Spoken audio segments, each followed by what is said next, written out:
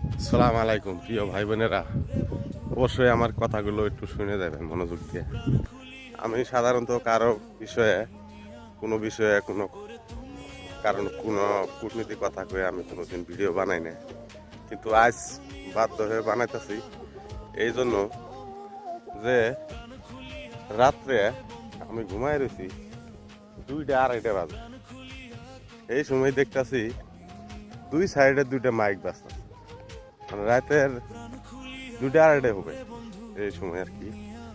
তা আচ্ছা ভাই, এটা কোন দেশে বাস করি আমরা? যে কি দরকারটা? আচ্ছা, আপনার সারাদিন ফুর্তি করেন হয়তো বিয়ের জন্য, হয়তো যে কোনো অনুষ্ঠানের জন্য, ওইটা হলো অন্য কথা।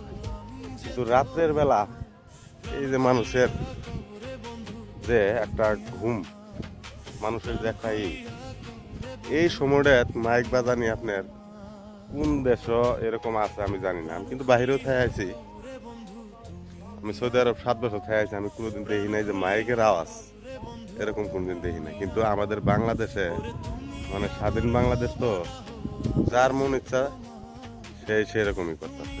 এরকম এটা কোন দেশে বসবাস করি আমরা কিছু বুঝি না।